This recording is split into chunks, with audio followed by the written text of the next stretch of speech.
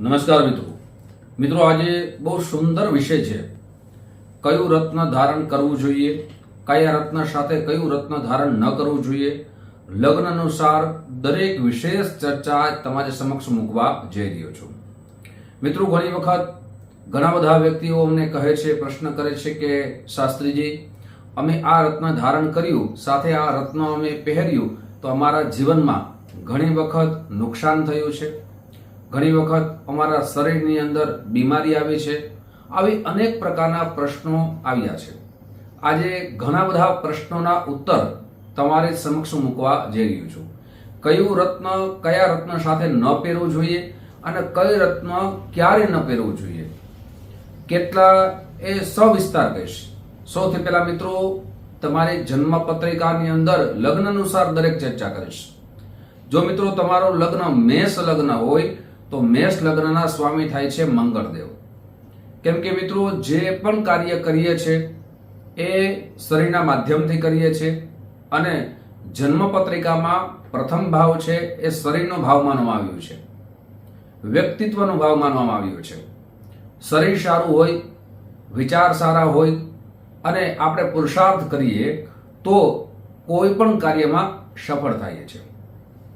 એટલે આપણું મેષ લગ્ન હોય અને આપનો મિત્રો મંગળનું રત્ન આપ ધારણ કરી શકો છો।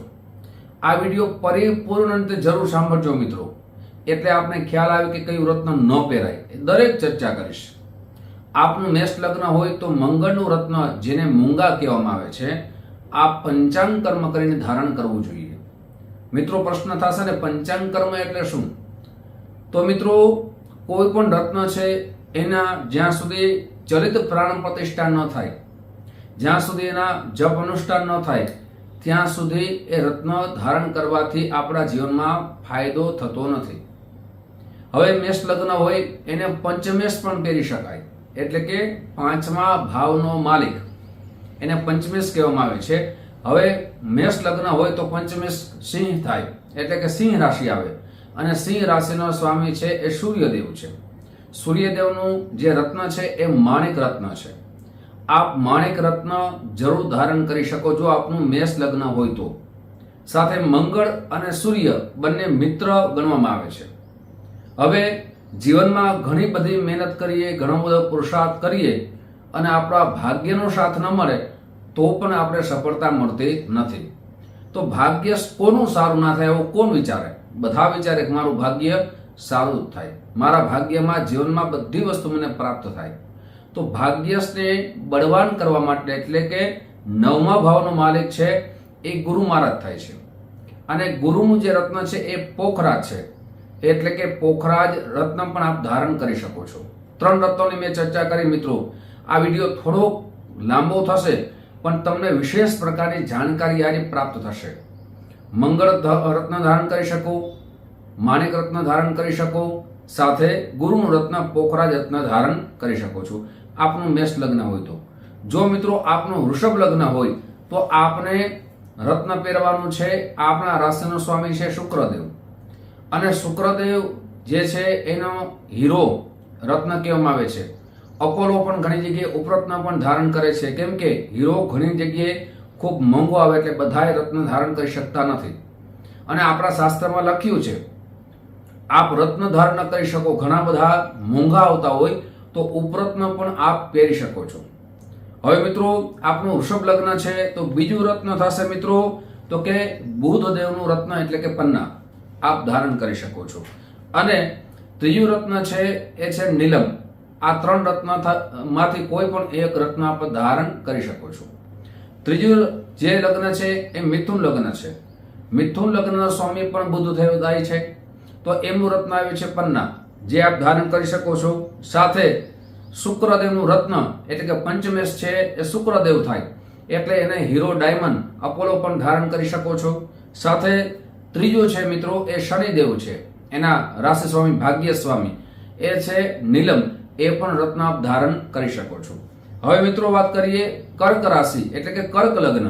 તો કર્ક લગ્નના જાતકો માટે મોતીનું રત્ન ધારણ અવશ્ય કરવું જોઈએ, જે શાંતિની સ્થાપના કરે, સાથે નિર્ણય શક્તિ વધારે છે અને જીવનમાં ઘણા બધા નિર્ણયો આપણે યોગ્ય ન એવા લઈએ તો એમાં અસફળતા પ્રાપ્ત થાય છે.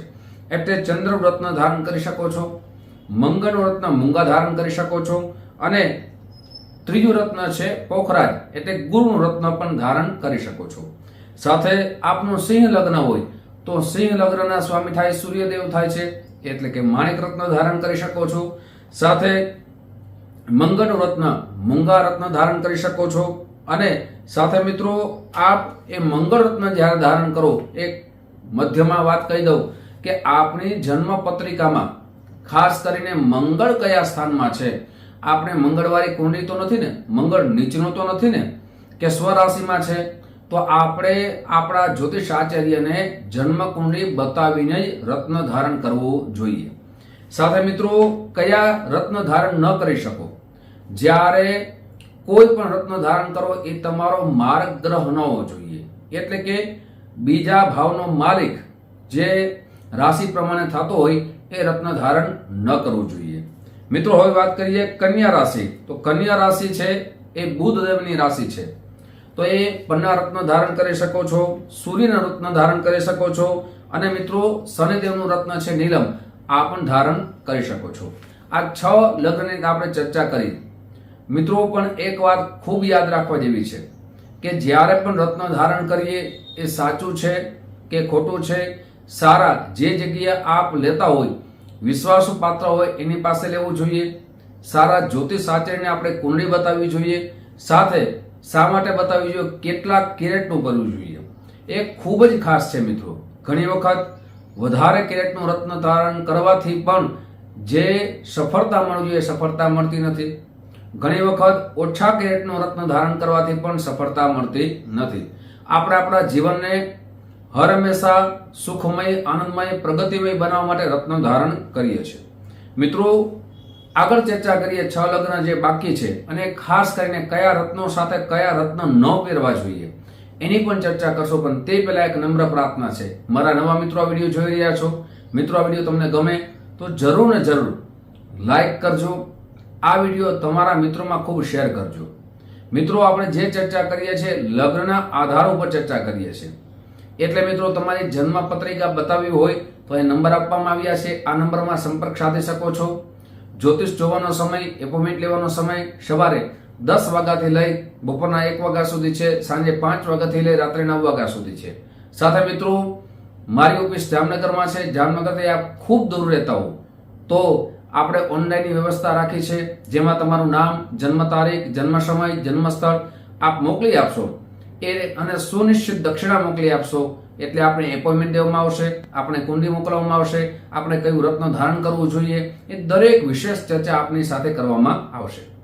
મિત્રો હવે વાત કરીએ આપણે 7મું લગ્ન છે તુલા, એટલે તુલાના રાશિ સ્વામી થાય છે શુક્રદેવ. તો આપ શુક્રનું રત્ન પણ ધારણ કરી શકો છો આપનું તુલા લગ્ન હોય તો. સાથે બુધનું રત્ન પન્ના પણ ધારણ કરી શકો છો, અને શનિનું રત્ન નીલમ આ પણ રત્ન ધારણ કરી શકો છો. 8મું લગ્ન છે વૃશ્ચિક લગ્ન. વૃશ્ચિક લગ્ન સ્વામી થાય છે મંગળદેવ. મંગળનું રત્ન છે મૂંગા આપ ધારણ કરી શકો છો. સાથે મિત્રો આપ શનિનું રત્ન સાથે ચંદ્રમા પણ ધારણ કરી શકો છો, અને ગુરુનું રત્ન પણ ધારણ કરી શકો છો. માફ કરજો 3 રત્ન ફરીથી કહી દઉં મિત્રો. વૃશ્ચિકનું લગ્ન હોય તો મૂંગા ધારણ રત્ન કરવું જોઈએ, મોતી રત્ન ધારણ કરવું જોઈએ, અને પોખરાજનું રત્ન ધારણ કરવું થઈ શકે છે. હવે મિત્રો વાત કરીએ આપણે ધનુ લગ્નની. તો ધનુ લગ્ન હોય તો એના સ્વામી થાય છે ગુરુદેવ, એટલે કે પોખરાજનું રત્ન ધારણ કરી શકો છો. સાથે મંગળનું રત્ન ધારણ કરી શકો છો એટલે કે મૂંગા, અને સૂર્યનું રત્ન થાય છે માણેક.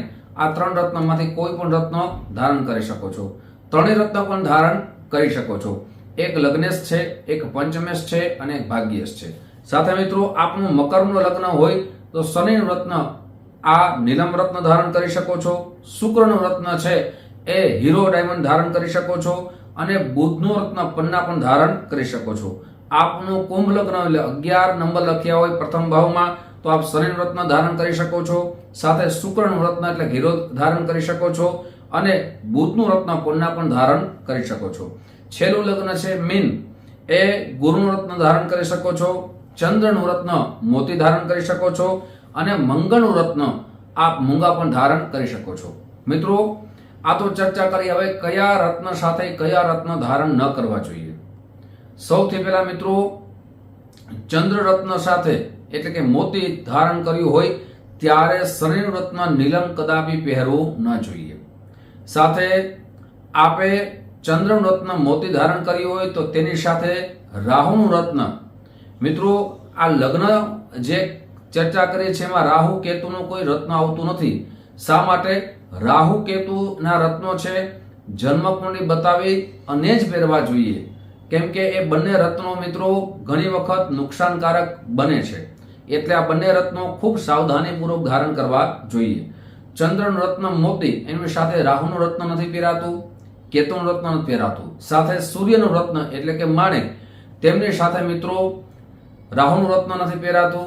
સાથે આ માણેક રત્ન ધારણ કરો તો એમાં કેતુનું રત્ન પણ ધારણ કરી શકાતું નથી. સાથે મિત્રો, જો આપને જ્યોતિષાચાર્ય સલાહ આપે તો જ મિત્રો યાદ રાખજો, સૂર્યનું રત્ન સાથે નીલમ કદાપી પહેરાતો નથી. એ પણ વાત યાદ રાખવી ખૂબ જરૂરી છે. મિત્રો, હવે એક વાત, આ મેં રત્નોની ચર્ચા કરી કે આ રત્ન સાથે આ રત્ન ન પહેરાય, પણ એક ખાસ વાત છે કે આપની જન્મ કુંડળીમાં જો લગ્નેશ 6થા સ્થાનમાં હોય, લગ્નેશ 8મા સ્થાનમાં હોય, લગ્નેશ 12મા સ્થાનમાં હોય તો તે પણ જ્યોતિષ આચાર્યની સલાહ લઈને રત્ન ધારણ કરવું જોઈએ. અથવા પંચમેશ એટલે કે 5માનો માલિક જો મિત્રો 6થા સ્થાનમાં હોય, 8મા સ્થાનમાં હોય અથવા 12મા સ્થાનમાં હોય, આ અશુભ સ્થાનો ગણવામાં આવે છે, તો પણ રત્ન સલાહ લઈને પહેરવો જોઈએ. અથવા ભાગ્યશ, ભાગ્યશનો સ્વામી મિત્રો કોઈ પણ હોય, કોઈ પણ લગ્નનો જે સ્વામી હોય ભાગ્યશ, એ 6થા સ્થાનમાં હોય, 8મા સ્થાનમાં હોય અથવા 12મા સ્થાનમાં હોય તો સલાહની રત્ન ધારણ કરવા જોઈએ. સાથે મારક ગ્રહનું રત્ન કદાપી ધારણ ન કરવું જોઈએ. પછી મિત્રો ભલે લગ્નેશ થતો હોય, ભાગ્યેશ થતો હોય અથવા પંચમેશ થતો હોય. સાથે મિત્રો દરેક રત્નોને જે રાશિ સ્વામી થતા હોય એમની અંશકળા જોવી ખૂબ જરૂરી છે. સાથે નીચ રાશિમાં છે, સ્વરાશિમાં છે કે ઉચ્ચ રાશિમાં છે એ જોઈને રત્ન ધારણ કરવા જોઈએ. સાથે મિત્રો પંચાંગ કર્મ કરીને જ રત્ન ધારણ કરવા જોઈએ. શા માટે મિત્રો? ઘણી વખત મેં જોયું છે કે કોઈ પણ રત્ન કેવલ દૂધમાં સ્નાન કરાવી અને ધારણ કરે. મિત્રો, આ રત્ન છે શા માટે પહેરવામાં આવે છે? એની ઉર્જા એ આપણા શરીરમાં પ્રવેશ કરે, આપણા જીવનમાં ઉર્જા મળે, અને સાથે સાથે એ કોઈ પથ્થર નથી ગણતા. આપણે એ પથ્થરને ભાવનાત્મક રીતે જોઈએ છે. મિત્રો, પંચાંગ કર્મ એટલે કે એમાં ચલિત પ્રતિષ્ઠા થાય અને સાથે સાથે એમની અંદર જે પણ ગ્રહોના જે જપ હોય છે એ પણ કરવા જોઈએ. મિત્રો, આજે તમારી સમક્ષ કયું રત્ન ધારણ કરવું જોઈએ, કયું રત્ન ધારણ ન કરવું જોઈએ એ દરેક પ્રકારની વિશેષ ચર્ચા કરી છે અને આવી જ ચર્ચા તમારી સમક્ષ મૂકતો રહીશ. આપ જે માધ્યમથી આ ચેનલ જોતા હોય, યુટ્યુબના માધ્યમથી આ વિડીયો જોતા હોય તો અમારા ચેનલ સબસ્ક્રાઇબ કરી લેજો. ફેસબુકના માધ્યમથી આ તમે વિડીયો જોતા હોય તો અમારા પેજને ફોલો કરી લેજો. અકાઉન્ટથી જોતા હોય મિત્રો તો પણ ફોલો કરી લેજો. ફરીથી મળશું. આપ સૌને મારા જય શ્રી કૃષ્ણ, મહાદેવ હર.